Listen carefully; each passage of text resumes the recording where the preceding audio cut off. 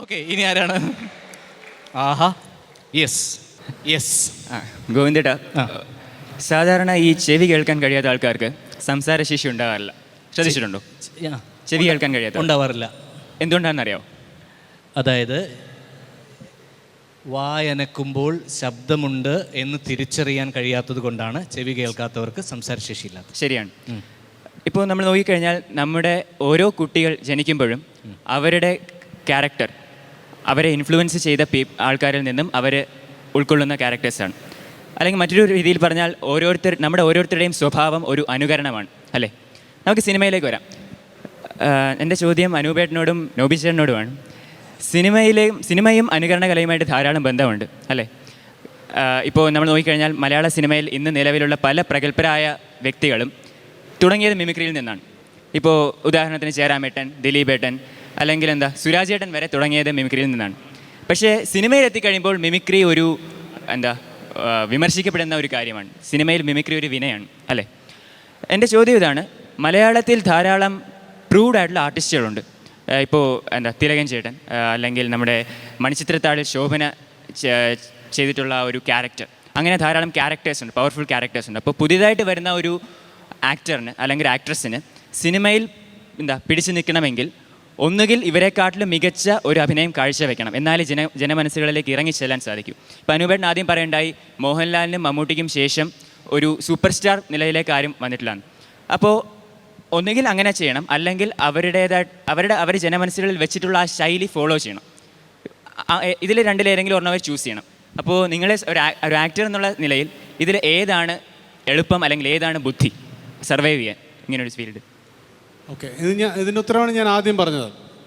കമൽഹാസൻ ദശാവതാരം ചെയ്യുമ്പോൾ നവരാത്രി എന്ന ശിവാജി ഗണേശൻ്റെ സിനിമയാണ് റെഫറൻസ് പോയിന്റ്. അമിതാഭ് ബച്ചൻ ഷോലയുടെ സെറ്റിലേക്ക് വന്നപ്പോൾ ധർമ്മേന്ദ്ര പറഞ്ഞു, ദേഖോ കോൺ കോൺ ആ റാ ഹൈ, ഇതാരൊക്കെയാണ് ഈ വരുന്നത്? മൂന്ന് ചെയറുകൾ കൊണ്ടുവരാൻ പറഞ്ഞു. മോട്ടിലാൽ, ബൽരാജ് സാഹ്നി, ദിലീപ് കുമാർ, 3 പേരാണ് ഈ നടന്നു വരുന്നത്. So that is one school. അതായത് നമ്മൾ ഇപ്പം കണ്ടുവരുന്ന അഭിനയ ശൈലി തന്നെ തുടർന്ന് പോവുക എന്ന് പറയുന്ന അത് തന്നെയാണ് ഇവിടെ ഒരു 90% ആൾക്കാരും ചെയ്യുന്നത്. ബാക്കി 10% ഈ പുതിയ ശൈലി കൊണ്ടുവരുന്ന ആൾക്കാരുടെ ഒരു ഗുണവും ഒരു ഡ്രോബാക്കും ഉണ്ട്. ഗുണമെന്ന് വെച്ചാൽ ഇത് എറിച്ചില്ലെങ്കിൽ ഇവൻ ഔട്ടാവും. അപ്പോൾ തന്നെ എറിച്ചാൽ ഇയാൾ ആ ടൈപ്പ് ക്യാരക്ടേഴ്സ് തന്നെയായിരിക്കും ത്രൂ ഔട്ട് ചെയ്യുന്നത്. നമ്മൾ അൽ പച്ചിനോ, റോബർട്ട് ഡി നീറോ, അല്ലെങ്കിൽ ടോം ഹാങ്ക്സ്, ഇങ്ങനത്തെ വേൾഡ് ആക്ടേഴ്സ് നോക്കിയാലും ഇവരുടെയൊക്കെ ഒരു ബേസ് എന്ന് പറയുന്നത് ലോറൻസ് ഒളിവറും പീറ്റർ ഒട്ടോളും ഒക്കെയാണ്. സോ അതാണ് ഏറ്റവും ഈസി ആയിട്ടുള്ളൊരു മെത്തേഡ്. മറ്റേത് ശ്രമകരമായ മെത്തേഡാണ്. ആ ശ്രമകരമായ മെത്തേഡിൻ്റെ ഒരു ഡ്രോബാക്ക് എന്ന് പറയുന്നത് അവർക്ക് ഒരു തരം കഥാപാത്രങ്ങളെ അവതരിപ്പിക്കാൻ പറ്റും എന്നുള്ളതാണ്. ഇവിടെ ഒരുപാട് വ്യത്യസ്തമായ കാര്യങ്ങൾ നമ്മൾ ചെയ്യാൻ പറ്റും. And it will take time. ഇപ്പോൾ എൻ്റെ അഭിനയത്തിൽ, അല്ലെങ്കിൽ രാജുവിൻ്റെ അഭിനയത്തിൽ, ജയൻ്റെ അഭിനയത്തിൽ ഒരുപാട് നമ്മുടെ പൂർവ്വസൂരികളുടെ ഇതുണ്ടാവും. എൻ്റെയിലൊക്കെ വളരെ എവിഡൻ്റ് ആയിട്ട് മമ്മൂക്കയും ലാലേട്ടും സുരേഷ് ഏട്ടനും എല്ലാവരും ഉണ്ട്. അതിൻ്റെ കാരണം എന്ന് വെച്ചാൽ I am not a born actor. എനിക്ക് ഈ ടീച്ചേഴ്സ് എന്നാണ്, ഞാനൊരു സീനെ സമീപിക്കുമ്പം എനിക്ക് ഒറിജിനലായിട്ട് സമീപിക്കാനുള്ള ഒരു നാടകത്തിൻ്റെ അടിത്തറയോ അല്ലെങ്കിൽ പിന്നെ മറ്റൊരു അഭിനയ കലയുടെ, ഇപ്പം വേറെ ഒരുപാട് ദൃശ്യമാധ്യമങ്ങളുള്ള അവിടെ ഒന്നും എനിക്ക് തട്ടകമില്ല. ഞാൻ കഥകളി ട്രെയിൻഡ് അല്ല, ഓട്ടംതുള്ളൽ എനിക്കറിയില്ല, ഒരു കുന്തം അറിയില്ല. എനിക്ക് ആകെ അറിയാവുന്നത് ഞാൻ കണ്ട സിനിമകളാണ്. അത് റൈറ്റ് ഫ്രം ദിലീപ് കുമാർ, അമിതാഭ് ബച്ചൻ, കമൽഹാസൻ, ഇവരൊക്കെ ഒരു സീനിനെ സമീപിച്ച പോലെ നമ്മൾ സമീപിച്ചു പോകും. പിന്നെ പതുക്കെയാണ് നമ്മൾ ഈ ഒരു ഫ്രിൽസ് കട്ട് ചെയ്ത് നമ്മളുടെ ഒരു ശൈലിയിലേക്ക് എത്തുന്നത്. മറ്റൊരു ഏരിയ എന്ന് പറയുന്നത് it's A very difficult area. അത് ഫോളോ ചെയ്യുന്നവർ എനിക്ക് തോന്നുന്നില്ല ദേ വിൽ ബിക്കം. ഇപ്പോൾ ഹീറോസിനെ നമ്മൾ നോക്കുകയാണെങ്കിൽ എപ്പോഴായാലും ഇവർക്ക് പൂർവ്വസൂരികൾ ഉണ്ടാവും. അത് കമൽഹാസൻ ആയാലും ശരി, അമിതാഭ് ബച്ചൻ ആയാലും ശരി, എല്ലാവർക്കും പൂർവ്വസൂരികളുണ്ടാവും. ബാക്കി എല്ലാവരും ക്യാരക്ടർ ആക്ടേഴ്സായി മാറും. അപ്പോൾ കൺസ്ട്രക്റ്റീവായി നമുക്ക് നമ്മുടെ മുൻപേ നടന്നവരെ കൃത്യമായി അനുകരിക്കാം എന്ന് തന്നെയാണ്. അനുകരിക്കലും ഇൻസ്പിറേഷനും തമ്മിലുള്ള വ്യത്യാസമുണ്ട്. അനുകരണമാണെങ്കിൽ നമ്മൾ മിമിക്രി ആർട്ടിസ്റ്റല്ലേ ആവുള്ളൂ. ഇപ്പം നമ്മൾ ഇപ്പോൾ ഉള്ള ആക്ടേഴ്സ് കഴിഞ്ഞ തലമുറ അനുകരിച്ച് അല്ലെങ്കിൽ ഇൻസ്പയർഡ് ആയിട്ട് വന്നവരാണെങ്കിൽ അത് വെറും അനുകരണമാണെങ്കിൽ ഇവിടെ ഇരിക്കേണ്ടത് ഒരു മിമിക്രി താരമാണ്. ഓക്കെ, അല്ലേ? എനിക്ക് പകരം ഇരിക്കേണ്ടത്, അല്ലെങ്കിൽ ജയന് പകരം ഇരിക്കേണ്ടത്, ദിലീപേട്ടന് പകരം ഇരിക്കേണ്ടത് ഒരു മിമിക്രി ആർട്ടിസ്റ്റ് ആയിരിക്കും. കാരണം അവർക്കെല്ലാം അനുകരിക്കാൻ പറ്റില്ല ബ്യൂട്ടിഫുള്ളായിട്ട് അതേ ശബ്ദത്തിൽ. അതല്ല, അത് ഇത്രയേ ഉള്ളൂ. മെത്തേഡ്, നമ്മൾ ഫോളോ ചെയ്യുന്ന മെത്തേഡാണ്. ഇതിനെ രണ്ടായിട്ട് തരംതിരിക്കാം. ഇപ്പം അത് നമുക്ക് ഒരു വിമർശനമായിട്ട് നമുക്ക് പറയാം, അത് കൺസ്ട്രക്റ്റീവായിട്ട് കൊടുക്കാം. അപ്പം ഇൻസ്പിറേഷൻ എന്ന കാറ്റഗറിയിലേക്ക് നമ്മൾ അതിനെ മാറ്റി ഇൻസ്പയർഡ് ആവാത്ത ഒരു ആക്ടറും ഇല്ല. സോ ഇൻസ്പിറേഷൻ ഡെഫിനറ്റ്ലി ഉണ്ടാവണം എന്നാണ് പറഞ്ഞത്.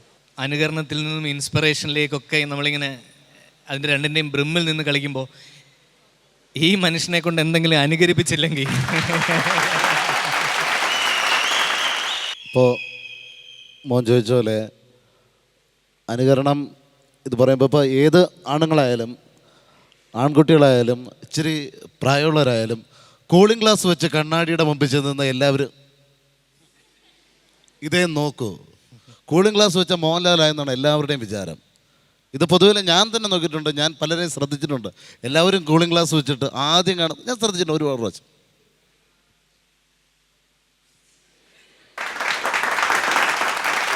നാടക ലോകത്തിലൂടെ മലയാള സിനിമയിലെത്തിയ നമ്മുടെ തിരുവനന്തപുരത്തുകാരൻ കൊച്ചു പറഞ്ഞു, അതെ, ഈ പ്രസിഡന്റ് പറയുന്നതിൽ കാര്യമായിട്ട് എന്തോ കുഴപ്പമുണ്ട് കേട്ടോ. ഒരു ബാങ്ക് മാനേജര് മദ്രാശിയിൽ നിന്ന് മയക്കാമെന്ന് കരുതിയല്ലോടോ. മദ്രാശി എന്ന് വെച്ച പെണ്ണ് തൊട്ടില്ല. ഇവിടെ പട്ടി കൊണ്ട് സൂക്ഷിക്കുന്ന ബോർഡ് വയ്ക്കുന്നത് പോലെ മുണ്ടി പറിക്കുന്ന കുട്ടി കൊണ്ട് സൂക്ഷിക്കുന്നൊരു ബോർഡ് കൂടി വയ്ക്കുന്നത് വളരെ മനോഹരമായിരിക്കും. Thank you. അതുപോലെ തന്നെ ഒരുപാട് നല്ല കഥാപാത്രങ്ങൾ നമുക്ക് സമ്മാനിച്ച് അന്തരിച്ചു പോയ പ്രിയപ്പെട്ട കൊച്ചിൻ ഖനീഫ് സാർ. ആ സാറേ സേതുവിൻ്റെ ഒരു കാപ്പൊടിക്ക ആർക്കാടെ പതി ഇവിടെ കാശ് പിള്ളേച്ച പിള്ളേർ കടി കാണിച്ചത് കേട്ടോ. അതെ, എൻ്റെ പാട്ട് കേട്ടിട്ടുണ്ടോ? എൻ്റെ പാട്ട് കേട്ടല്ലേ ഇതൊക്കെ ചെട്ടും. എൻ്റെ പാട്ട് കേൾക്കണോ? കൈതപ്പൂവും കരുത്തുറുപ്പൂ തൊട്ടില്ല. Thank you. ഞങ്ങളുടെ ഈ 75-ാം ദിവസം ആംഗ്രി ബേബീസ് എന്ന സിനിമ ഷൂട്ട് ചെയ്ത് തുടങ്ങിയതിന് ശേഷം ഇന്ന് വരെയുള്ള ദിവസങ്ങളിലെ ഏറ്റവും സന്തോഷകരമായ ദിവസമാണ് ഞങ്ങളുടെ. 75-ാം ദിവസം ഇത്രയും പ്രോത്സാഹനങ്ങൾ തരുന്ന ഒരു ഓഡിയൻസിൻ്റെ ഇടയിലിരുന്ന് ഞങ്ങളുടെ പ്രിയപ്പെട്ട കൈരളി ചാനലിനോടൊപ്പം ഈ ദിവസം ചെലവഴിക്കാൻ പറ്റിയതിൽ വലിയ വലിയ സന്തോഷമുണ്ട്. And a big thank you to you. Thank you so much.